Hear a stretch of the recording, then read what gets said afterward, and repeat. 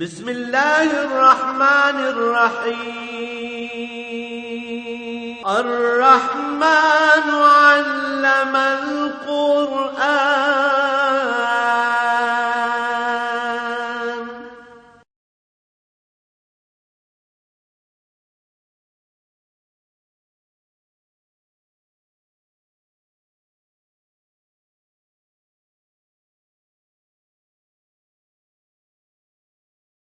الحمد للہ رب العالمین والصلاة والسلام علی حبیبہ محمد وآلہ وصحبہ اجمعین۔ اعوذ باللہ من الشیطان الرجیم، بسم اللہ الرحمن الرحیم۔ الف لام میم صاد، کتاب انزل الیک فلا یکن فی صدرک حرج منہ لتنذر بہ وذکریٰ للمؤمنین۔ اتبعوا ما انزل الیکم من ربکم ولا تتبعوا من دونہ اولیاء قلیلا ما تذکرون۔ وکم من قریۃ اہلکناها فجاءها باسنا بیاتا او هم قائلون فما کان دعواهم اذ جاءهم باسنا الا ان قالوا انا كنا ظالمین۔ اللهم سبحانک لا علم لنا الا ما علمتنا انک انت العلیم الحکیم۔ مولا یا صلی وسلم دائما ابدا علی حبیبک خیر الخلق کلہم۔ سورہ احزاب شروع ہوتی ہے اور یہ ان صورتوں میں ہے جو مکہ مکرمہ میں نازل ہیں۔ مکہ مکرمہ میں جو صورتیں نازل ہوئی عموماً ان میں عقائد پہ زیادہ بحث ہے، ضمناً اس میں احکام بھی ہیں لیکن زیادہ بحث عقائد و نظریات پہ ہے۔ ابتدائی زمانے کی صورتیں ہیں تو اس میں بھی بنیادی بحث توحید باری، عظمت کتاب اور ایمان بالرسالت پر ہے۔ چونکہ توحید باری یا کتاب کا کتاب الہی ہونا تب بھی سمجھ میں آتا ہے جب کسی کا ایمان رسول اللہ صلی اللہ علیہ وسلم کے ساتھ ہو۔ ایمان بالرسالت نہ ہو تو نہ توحید باری سمجھ آتی ہے اور نہ عظمت کتاب سمجھ آتی ہے۔ الف لام میم صاد، یہ بعض صورتوں کے شروع میں کچھ حروف آتے ہیں، انہیں حروف مقطعات کہا جاتا ہے۔ ان پر پہلے بھی بات ہو چکی کہ ان کے معنی جو ہیں یا مفاہیم جو ہیں وہ اللہ کریم بہتر جانتے ہیں یا اللہ کے رسول صلی اللہ علیہ وآلہ وسلم جانتے ہیں، یا پھر کچھ لوگ جن کے قلوب قلب اطہر پیغمبر صلی اللہ علیہ وسلم سے برکات حاصل کرتے ہیں، اپنی حیثیت، اپنی استعداد اور اپنے مقام کے مطابق سمجھ سکتے ہیں، لیکن ہمارے لیے ہر ایک کے لیے اس کا سمجھنا ضروری نہیں ہے، ان کا پڑھنا ضروری ہے۔ اور جو فائدہ ان کی تلاوت سے مقصود ہے وہ مفہوم نہ جاننے کے باوجود بھی وہ فائدہ پڑھنے والے کو نصیب ہوتا ہے۔ قرآن کریم سارا ہی عمل کی کتاب ہے اور اصل مقصد یہ ہے کہ بندہ پڑھے، اسے سمجھے اور اس پر عمل کرے۔ یہ 3 درجے ہیں قرآن کو ماننے کے۔ خالی کہنا میں نے مان لیا اور بات ہے، پڑھنا، سمجھنا اور اس پر عمل کرنا اصل مقصد ہے۔ لیکن کوئی شخص اگر معنی نہیں جانتا تو تلاوت کے ثواب سے وہ بھی محروم نہیں رہتا، بلکہ معنی نہ جاننے کے باوجود مفاہیم سمجھ نہیں آتے، تلاوت کا ثواب جو ہے وہ ضرور ملتا ہے۔ قرآن کریم کا تو دیکھنا بھی عبادت ہے، پڑھنا بھی عبادت ہے، سمجھنا بھی عبادت ہے اور عمل کرنا ہے ہی سارا عبادت۔ کتاب انزل الیک، ان آیات کا سادہ سا ترجمہ عرض کر دوں۔ یہ کتاب ہے جو آپ پر نازل کی گئی، لہذا آپ اس بات سے تنگ دل نہ ہوں کہ یہ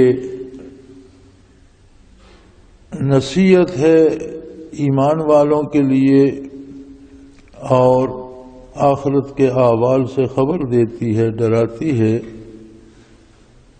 اور مقصد یہ ہے کہ جو اس میں نازل کیا گیا ہے تمہاری طرف، تمہارے پروردگار کی طرف سے، اس کا اتباع کرو، اور اللہ کے علاوہ کسی اور کو اپنا مددگار و معاون سمجھ کر اس کا اتباع نہ کرو۔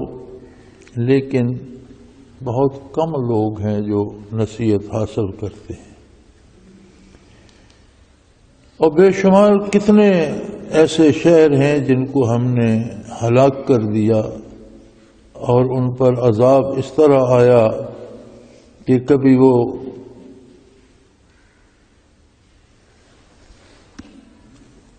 رات کے وقت سو رہے تھے تو عذاب آ گیا، کبھی دن کو قیلولہ کر رہے تھے تو عذاب آ گیا، لیکن جب عذاب آیا تو وہ بھی اس کے سوا کچھ نہیں کہتے تھے کہ یہ ہمارے گناہوں کا اور ہمارے ظلم کا نتیجہ ہے۔ کتاب انزل الیک، یہ کتاب ہے۔ بظاہر تو یہ سادہ سا جملہ نظر آتا ہے، نظر آ رہی ہے کتاب ہے، پھر یہ قرآن حکیم تو مختصر ترین کلام فرماتا ہے، تو یہ بات دہرانے کی کیا ضرورت ہے، لیکن کتاب کا مفہوم کیا ہے؟ کتاب کی بنیادی خصوصیت ہوتی ہے کہ وہ کسی موضوع پر ہوتی ہے، طب پر ہو، صحت پر ہو، کسی اور علم پر ہو، تاریخ پر ہو، جغرافیے پر ہو، سائنس پر ہو، علم نجوم پر، سیارگان پر ہو، تو اس کا ایک موضوع ہوتا ہے۔ پھر دوسری خصوصیت یہ ہوتی ہے کہ وہ اس موضوع کا حق ادا کر دیتی ہے، جو باتیں جاننا اس موضوع کے لیے ضروری ہیں ساری باتیں بتا دیتی ہے۔ پھر تیسری بات یہ ہوتی ہے کہ اس کی بتائی ہوئی باتیں غلط نہیں ہوتی۔ اگر اس نظر سے دیکھا جائے تو آسمانی کتابوں کے علاوہ دنیا میں کتاب ہے ہی کوئی نہیں۔ میں کچھ کاغذ لکھنا اور ان کی جلد بندی کرا دینا اور اسے 2 جلدوں میں بند کر دینا یہ کتاب نہیں ہے۔ کتاب کا مطلب اور مفہوم یہ ہے کہ اس میں جس موضوع پر ہو اس کا حق ادا کرے اور ہر بات ناقابل تنسیخ، حتمی اور یقینی ہو۔ اگر یہ معیار ہے تو پھر قرآن ہی کتاب ہے، چونکہ پہلی جو آسمانی کتابیں نازل ہوئیں ان میں بھی تحریف ہو گئی، ان کی اصل صورت باقی نہ رہی، اپنے وقت میں وہ واقعی کتاب کہلانے کی حقدار تھیں، لیکن ان کا موضوع محدود تھا، مخصوص قوموں کے لیے تھیں، مخصوص علاقوں کے لیے تھیں اور مخصوص خاص اوقات کے لیے تھیں۔ جب زمانہ بیت گیا تو ان کی حیثیت کتاب اللہ ہونے کی تو باقی رہی، اور اس پر آج بھی ہمارا ایمان ہے کہ ساری کتابیں حق ہیں، لیکن وہ قابل عمل نہ رہیں، وہ عہد گزر گیا، وہ زمانہ گزر گیا، وہ لوگ گزر گئے۔ ایمان رہے گا لیکن عمل صرف قرآن پر ہوگا۔ قرآن کی خصوصیت یہ ہے کہ اپنے نزول سے لے کر قیامت تک کے لیے یہی کتاب ہے، کوئی دوسری کتاب نازل نہیں ہوگی۔ دوسری بات اس کا موضوع ہے بندے کا اللہ کی معرفت اور اللہ سے تعلق کا حصول۔ اب یہ اصول معرفت یا اللہ سے تعلق کے اصول کی بات جب آتی ہے تو یہ بڑی طویل ہو جاتی ہے کہ انسانی زندگی قدرت نے ایسی بنائی ہے کہ ہر لمحے اس کی ضروریات بدلتی رہتی ہیں اور ان کی تکمیل کے ذرائع بدلتے رہتے. کبھی اسے پیاس لگتی ہے چاہیے، پھر بھوک لگتی ہے کھانا چاہیے، پھر نہ پانی ایک قسم کا ہے نہ کھانا ایک قسم کا ہے. کوئی پانی کسی کو ٹھنڈا نہیں ملتا، کوئی ٹھنڈا ملتا ہے تو کہتا ہے مجھے شربت چاہیے، کسی کو شربت ملتا ہے تو کہتا ہے مجھے کولڈ ڈرنک چاہیے. تو پانی کی اقسام بھی بے شمار ہیں، ان کے حصول کے طریقے بھی بے شمار ہیں. کوئی چھین کے لے لیتا ہے، کوئی چوری کر کے لے لیتا ہے، کوئی جائز طریقے سے لیتا ہے. اسی طرح کھانا چاہیے. اب کھانے کی قسمیں اگر گننے لگیں تو گنی نہیں جا سکتی. پھر ان میں پاک کتنا ہے، ناپاک کتنا ہے، اس کے حصول کے طریقے کتنے ہیں. مزدوری کر کے لیتا ہے، کاروبار کر کے لیتا ہے، چھین کے لیتا ہے، رشوت سے لیتا ہے، سود سے لیتا ہے یا حلال طریقے سے لیتا ہے. پھر اقسام کتنی ہیں کھانے کی. پھر اس کھانے کے اثرات بدن پر کیا کیا مرتب ہوتے ہیں، اس پینے کے اثرات بدن پر. یہ ساری چیزیں مل جل کر انسانی وجود میں جو تبدیلیاں پیدا کرتی ہیں وہ اسے ایک عجوبہ بنا دیتی ہیں. پھر یہ ساری تبدیلیاں ایسی ہوں کہ ان سے صرف وجود نہ بنے بلکہ انہی سے ساتھ روح بھی مضبوط ہوتی چلی جائے. اور یہ کوئی آسان بات نہیں ہے.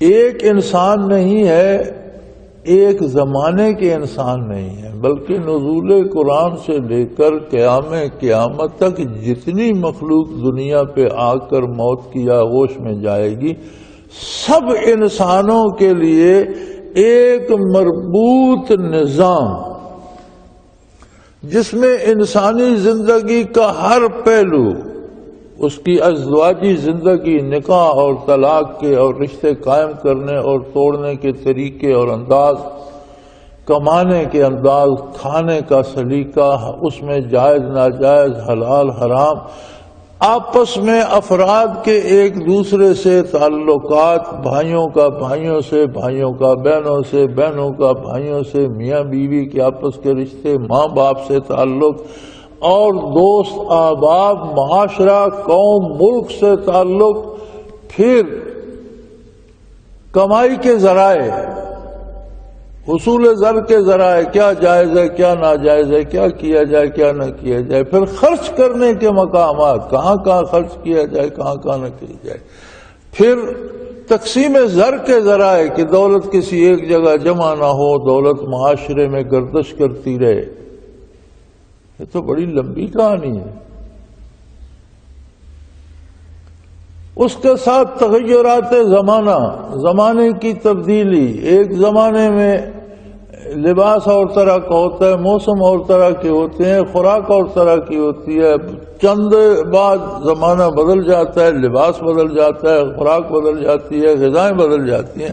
ہم نے کئی زمانے بدلتے دیکھے. اب جس طرح کی غذا ہم بچپن میں ہم کھاتے تھے، شاید آج کے بچے اس کا تصور بھی نہیں کر سکتے. کسی کو دو تو وہ زندہ رہنے کی بجائے شاید مر جائے. آج کے لوگ جو ہیں وہ ان چیزوں کو ہضم بھی نہیں کر سکتے، بلکہ آج کے لوگوں کو ڈاکٹر بتاتا ہے کہ دودھ نہیں پیو، لسی نہیں پیو، مکھن نہیں کھاؤ، مر جاؤ گے. اور ہم دودھ، لسی اور مکھن کے بغیر بچہ پالنے کا تصور نہیں کرتے تھے.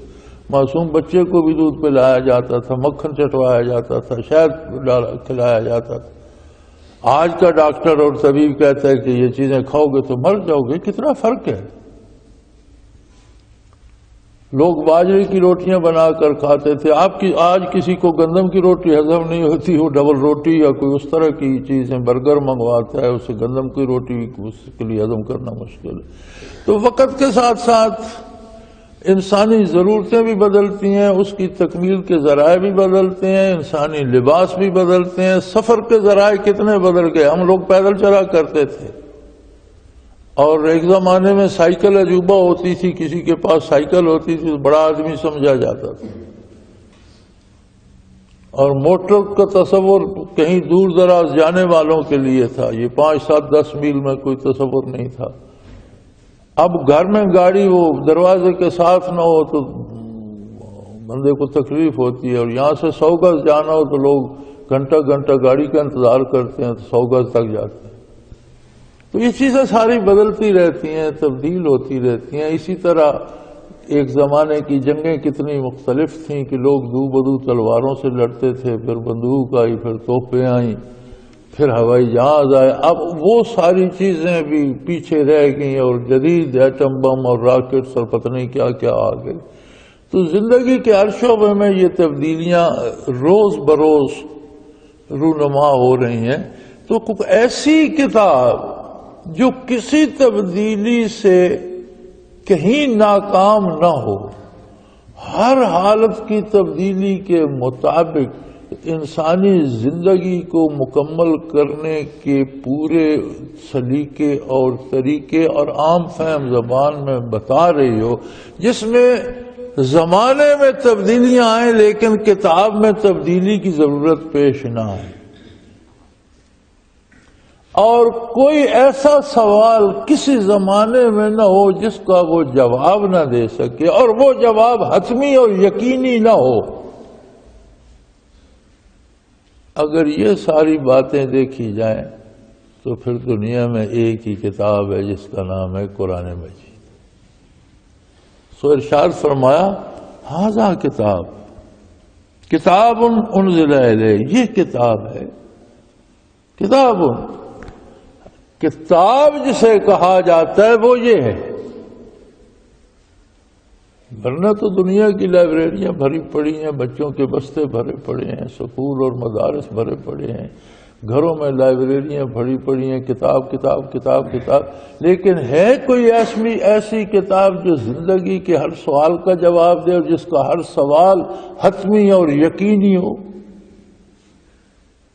اس لیے فرمایا کتاب، ہم نے آپ پر کتاب نازل فرمائی ہے جو کتاب کے سارے مفاہیم کو کما حقہ ادا کرتی ہے، جو چیزیں کتاب میں ہونی چاہیے ان سب کا حق ادا کرتی ہے۔ کتاب انزل الیک، میرے حبیب ہم نے آپ پر کتاب نازل فرمائی ہے۔ فلا یکن فی صدرک حرج منہ۔ اب جب اتنی عظیم الشان کتاب آئی اور سننے والوں میں کچھ بدبخت، اکثریت ان بدبختوں کی تھی جنہوں نے کہا یہ قصے کہانیاں ہیں، یہ اپنی طرف سے جوڑ لیتے ہیں، یہ انہیں کوئی سکھا دیتا ہے، یہ ہوتا ہے وہ ہوتا ہے۔ تو جب اس طرح کے اعتراضات مشرکین اور یہود و نصارہ اور کفار کی طرف سے آئے تو حضور اکرم صلی اللہ علیہ وسلم کو بہت دکھ ہوتا تھا۔ دکھ یہ ہوتا تھا کہ کتاب کے ہوتے ہوئے لوگ اس کا انکار کر کے جہنم جا رہے ہیں۔ یہ آپ کا رحمت للعالمین کا ایک پہلو تھا کہ دشمنوں کا بھی دکھ ہوتا تھا کہ یہ میرے دشمن نادانی میں بن رہے ہیں، میں تو ان کا دشمن نہیں ہوں، میں تو ان کا دوست ہوں، میں تو ان کو جہنم سے بچانے کے لیے مبعوث ہوا ہوں، میں تو ان کو جنت میں اور اللہ کی رضا، اللہ کی بارگاہ میں لے جانا چاہتا ہوں۔ لیکن یہ ایسے بے نصیب ہیں کہ قرآن کے نزول کے بعد بھی یہ جہنم جائیں گے۔ آپ صلی اللہ علیہ وسلم کو یہود و نصارہ اور مشرکین عرب کے انکار سے اور کتاب کی مخالفت سے دکھ ہوتا تھا، اتنا دکھ ہوتا تھا کہ اللہ کریم نے تشفی فرمایا فلا یکن فی صدرک حرج منہ، ان کی باتوں سے آپ اپنے دل میں تنگی محسوس نہ کی، دکھی نہ ہو میرے محبوب، آپ اپنا حق ادا کر رہے ہیں، اگر یہ نہیں مانتے تو یہ میرا اور ان کا معاملہ ہے، آپ دکھی نہ ہوں، اپنے آپ کو پریشانی میں نہ ڈالیں، تکلیف میں نہ ڈالیں۔ اگر مشرکین عرب قرآن کی مخالفت کرتے ہیں تو نبی صلی اللہ علیہ وسلم کو دکھ ہوتا ہے، تو ہم جو کلمہ پڑھنے کے بعد قرآن کی مخالفت کرتے ہیں اس کا دکھ نہیں ہوتا؟ کیا یہ عجیب بات نہیں ہے کہ ہم اللہ کی توحید کے بھی قائل ہیں، حضور اکرم صلی اللہ علیہ وسلم کی رسالت کے بھی قائل ہیں، لیکن قرآن پر عمل کے قریب ہم نہیں جاتے؟ کیا ہمارے ملک کا آئین و دستور قرآن کا ہے؟ کیا ہماری اسمبلیوں میں بیٹھے ہوئے لوگ اس قابل ہیں کہ وہ اللہ کے مقابلے میں قانون سازی کریں؟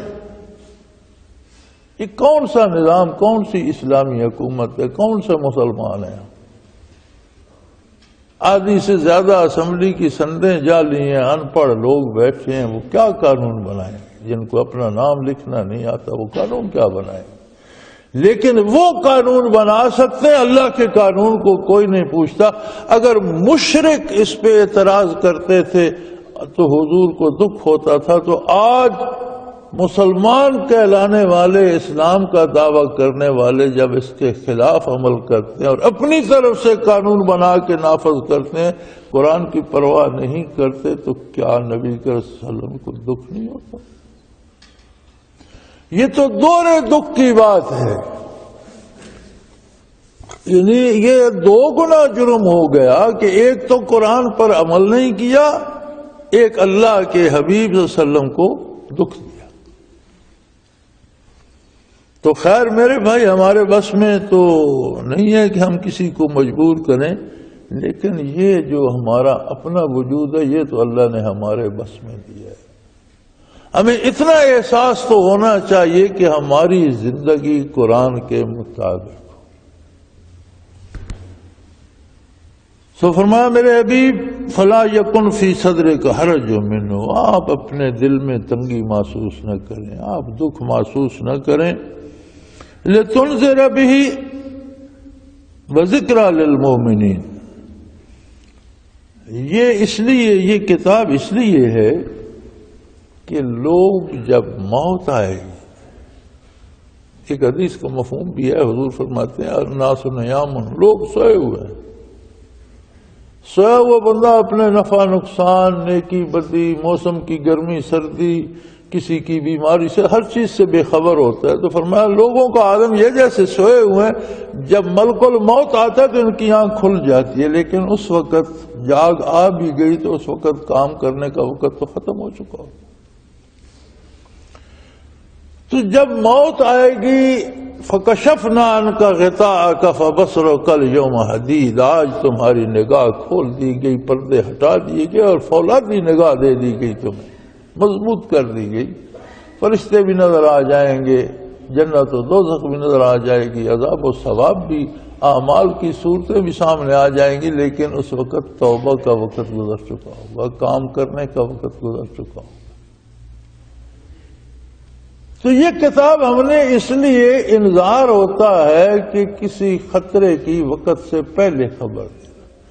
جو چیزیں موت نے آ کر ان پر منکشف کرنی ہے، اس کتاب میں ہم نے وہ ساری چیزیں ان کو بتا دی ہیں کہ اگر برائی کرو گے کس برائی کا کیا انجام ہوگا، نیکی کرو گے تو کس عبادت کا کیا صلہ ہوگا۔ یہ انجام، یہ احوال، یہ صورتوں کا دیکھنا، یہ اعمال کی اشکال اور ان کی کیفیات اور واردات موت آنے پر منکشف ہونی تھی۔ فرمایا اس کتاب کا کمال یہ ہے کہ اس نے وہ ساری باتیں وقت پر بتا دی۔ وذکریٰ للمؤمنین، اور جو اس کا دامن تھامتا ہے اسے پوری پوری رہنمائی اور نصیحت دیتی ہے، صحیح کام کرنے کا سلیقہ بتاتی ہے۔ نصیحت کیا ہوتی ہے؟ کسی کام کو کرنے کا صحیح سلیقہ اور ڈھنگ بتایا جائے کہ غلط کرو گے تو تمہارا نقصان ہوگا، میں تمہیں نصیحت کرتا ہوں کہ یہ اس طرح سے کرو تاکہ تمہیں فائدہ ہو۔ تو کتاب دو کام کرتی ہے۔ ایک بہت بڑا کام یہ کرتی ہے کہ جو چیزیں مرنے پہ منکشف ہونی ہے، برزخ میں جا کر سمجھ آنی ہے، وہ یہاں بتا دیتی ہے کہ شرک کرو گے اس کا نتیجہ یہ ہوگا، ظلم کرو گے اس کا نتیجہ یہ ہوگا، قتل کرو گے اس کا نتیجہ یہ ہوگا، اللہ کی نافرمانی کرو گے اس کا نتیجہ یہ ہوگا، دوسروں کا مال ہر گناہ کی تفصیل، اس کا جرم، اس کی نوعیت اور اس کی سزا بتا دیتی ہے تاکہ لوگ اس سے بچ سکیں۔ یہ سڑک پر آپ جائیں تو آگے ایک بورڈ لگا ہوا ہوتا ہے، اس پر ٹیڑھی مڑی لکیر بنی ہوتی ہے کہ آگے اس طرح کا موڑ ہے۔ وہ کس لیے ہے؟ کہ کہیں موڑ پر جا کر دیکھو اور گاڑی موڑ سے نیچے نہ جا پڑے، پہلے دیکھ لو کہ آگے اس طرح کا موڑ ہے، اپنی گاڑی سنبھال لو اور آرام سے اتر جاؤ۔ کہیں بورڈ لکھے ہوتے ہیں کہ یہاں کتوں سے ہوشیار رہیں، تو کاٹنے والے کتے ہوتے ہوں گے وہاں، تو وہ لکھ دیتے ہیں کہ بھئی بچ کے گزرنا، یہاں خطرہ ہے۔ جنگل میں لگا ہوتا ہے کہ یہاں شیروں سے بچ کے گزریں، شیروں کا جنگل ہے، یا سانپ سے ہوشیار رہیں، شاید اس میں سانپ۔ یہ کس لیے ہوتے ہیں؟ اس لیے ہوتے ہیں کہ کسی کو سانپ ڈس لے یا شیر پھاڑ کھائے تو پھر تو اسے پتہ چل گیا جہاں شیر ہوتے ہیں، اسے پہلے بتا دیا جائے کہ یہاں سے بچ کے اپنی حفاظت کا سامان کر کے گزرے تاکہ نقصان نہ ہو۔ تو قرآن حکیم وہ حقائق جو موت کے آنے پر اور زندگی کے خاتمے اور برزخ میں جا کر جن حقیقتوں کا پتہ چلتا ہے، وہ حقیقتیں وقت سے پہلے یہاں بتا دیتے ہیں۔ اگر کوئی قرآن کو پڑھے، قرآن کو سمجھے، قرآن کی بات سنے تو ساری آخرت اس پہ منکشف ہو جاتی ہے کہ یہ کام کرنے کا اور یہ نہیں کرنے کا، اس سے بچنا ہے۔ اور جو قرآن کا دامن تھام لیتے ہیں ان کی قدم قدم پر رہنمائی کرتا ہے، ہر موقع پر انہیں نصیحت کرتا ہے، زندگی کے ہر شعبے میں انہیں نصیحت کرتا ہے۔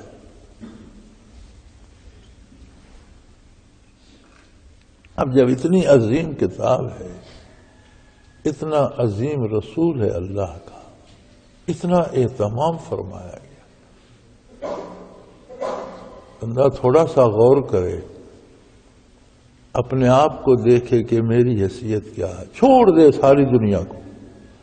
بندہ ایک لحظے کے لیے یہ تصور کر لے کہ میں ہی فقط بیٹھا ہوں زمین پر اور کوئی بھی نہیں، اپنی حیثیت دیکھے اور پھر دیکھے کہ میرے لیے اللہ نے رسول اللہ صلی اللہ علیہ وسلم کو مبعوث فرمایا۔ پھر یہ سوچے کہ یہ کلام میرے لیے نازل فرمایا، اور پھر یہ سوچے کہ میں اس بات پر کتنا عمل کر رہا ہوں۔ پھر اپنی حیثیت سمجھ آ جاتی ہے کہ میرے ساتھ آخرت میں کیا ہونا چاہیے، خود بندے کو پتہ چل جاتا ہے۔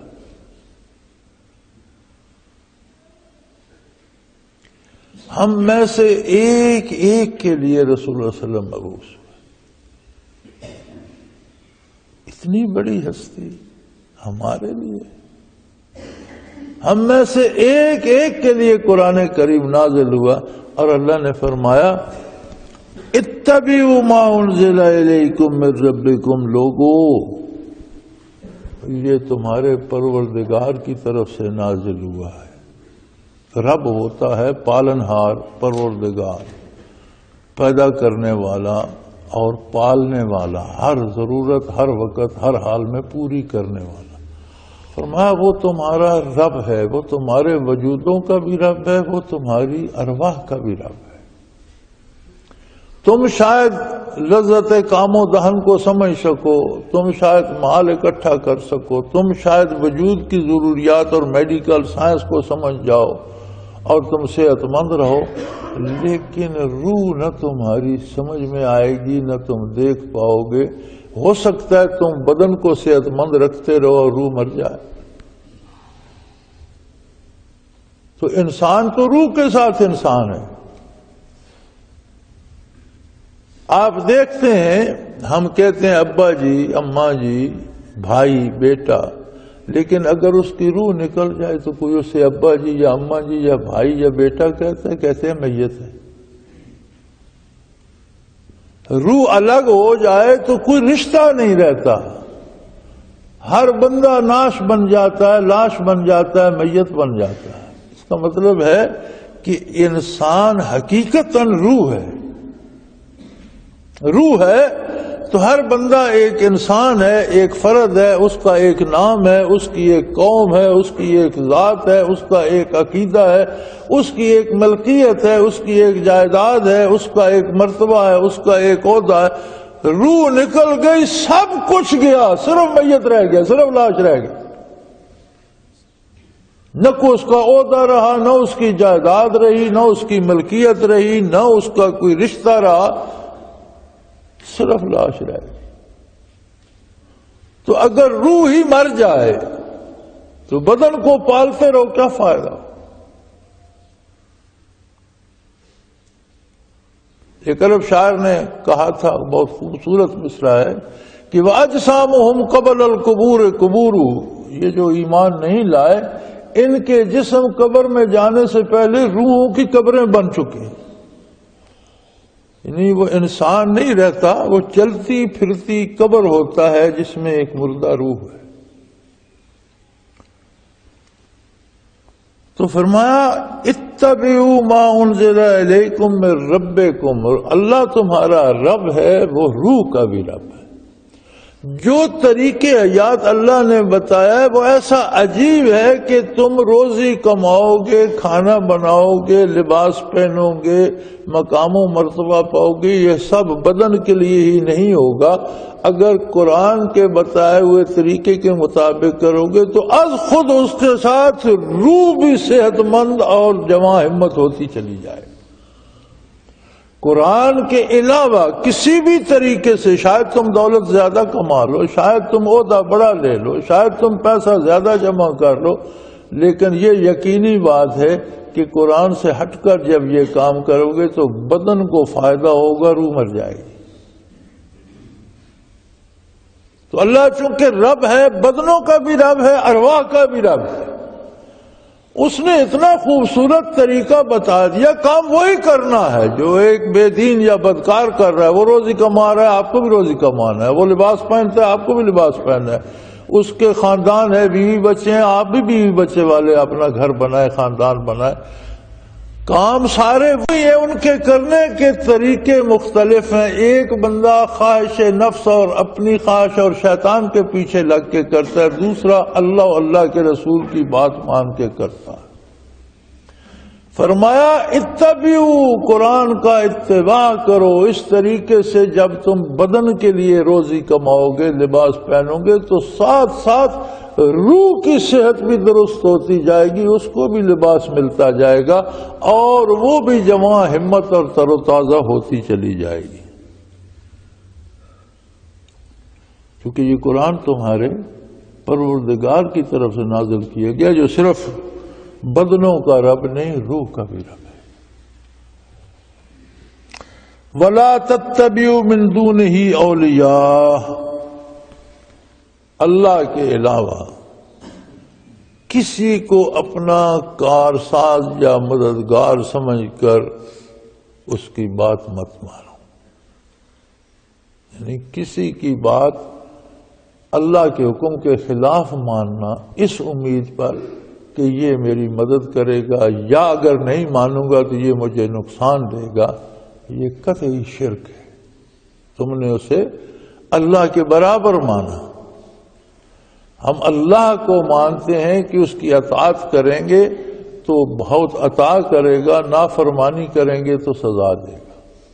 اب اگر یہی بات کسی اور میں مان لی جائے کہ جناب یہ صدر ہے، یہ وزیر اعظم ہے، یہ وزیر ہے، یہ ایس پی ہے، یہ ڈی سی ہے، اگر میں اس کی بات نہیں مانوں گا تو یہ میرا نقصان ہو جائے گا، بات مانوں گا تو انعام دے گا، لیکن وہ بات اللہ کے حکم کے خلاف ہو، اللہ کی بات کو چھوڑ کر اس کی بات مانی جائے، فرمایا تم نے تو اسے اپنا اللہ بنا لیا۔ تو یہ جو ہم پوری زندگی میں حیران ہوتا ہوں کہ ہمارے ٹیلی ویژن پر اقوال سنائے جاتے ہیں، اقوال زرعی تو وہ کافروں کے، حوالے دیے جاتے ہیں تو وہ کافروں کے، مثالیں دی جاتی ہیں تو وہ کافر معاشرے کی۔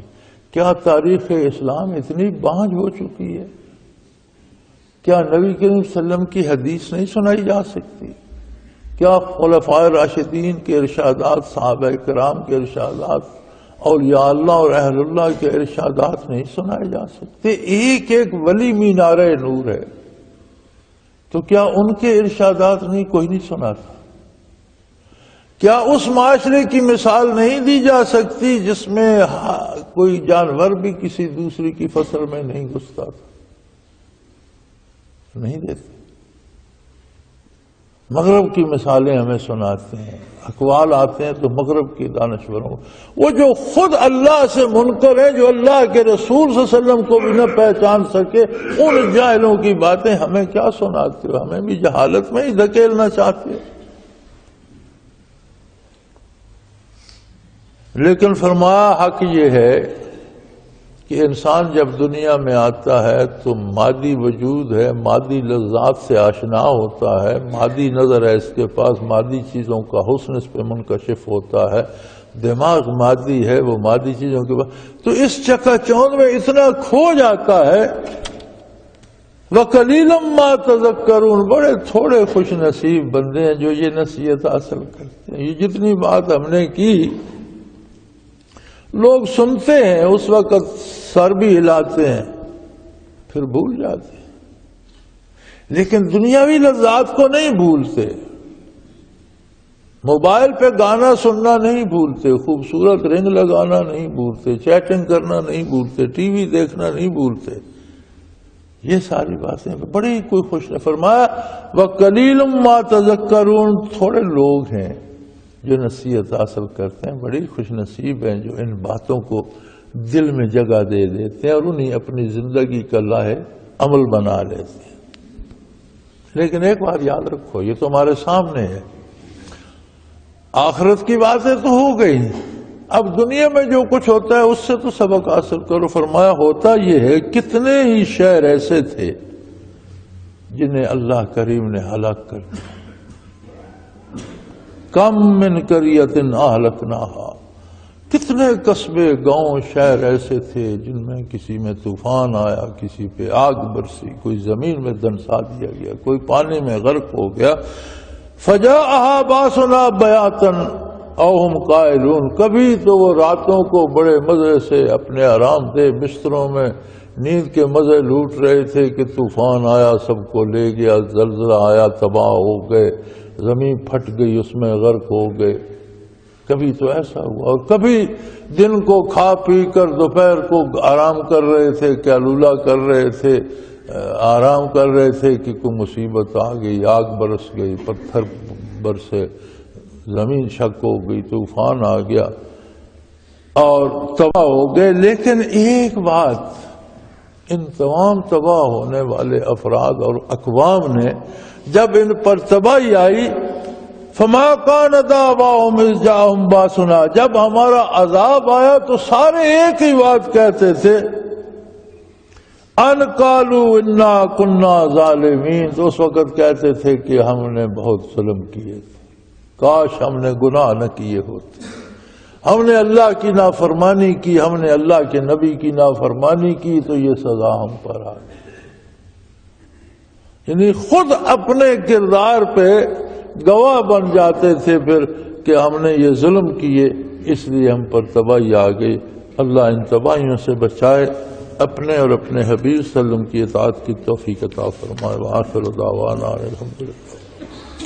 اللہ اللہ اللہ اللہ اللہ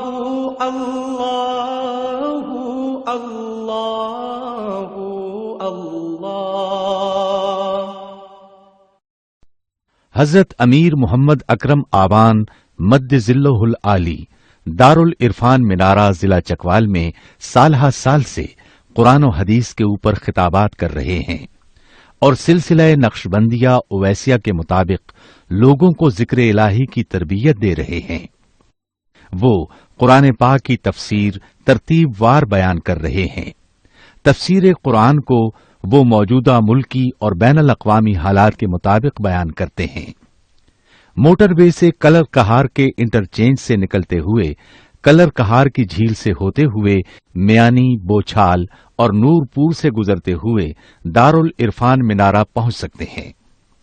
حضرت امیر محمد اکرم آبان نے بچیوں اور بچوں کی دینی اور دنیاوی تعلیم کے لیے سقارہ اکیڈمی کے نام سے ایک درسگاہ بھی قائم کی ہے، جس کا افتتاح ملک پاکستان کے صدر جنرل محمد ضیاء الحق نے اپنے دست مبارک سے کیا تھا۔ وہ تمام احباب جو اسلام کی طلب رکھتے ہیں ان سے گزارش ہے کہ دارل عرفان منارہ ضلع چکوال میں امیر محمد اکرم آبان صاحب کے خطابات سے مستفید ہوں۔ وہ ہر جمعے کو نماز سے پہلے بیان فرماتے ہیں۔ ہر ماہ کی پہلی اتوار کو ماہانہ اجتماع ہوتا ہے جس میں آپ خصوصی خطاب فرماتے ہیں اور پاکستان کے چاروں صوبوں سے احباب اس اجتماع میں شرکت کرتے ہیں۔ اس کے علاوہ یہاں سال میں 2 مرکزی اجتماعات بھی ہوتے ہیں، ایک رمضان المبارک میں اعتکاف کا اجتماع اور دوسرا جولائی اور اگست میں 40 دن کا اجتماع ہوتا ہے جس میں روحانی تربیت کی جاتی ہے۔ اپنا خون سیماب دے کر اتنا ہم کر جائیں گے، نام آقا کا چمن میں پھر رقم کر جائیں گے۔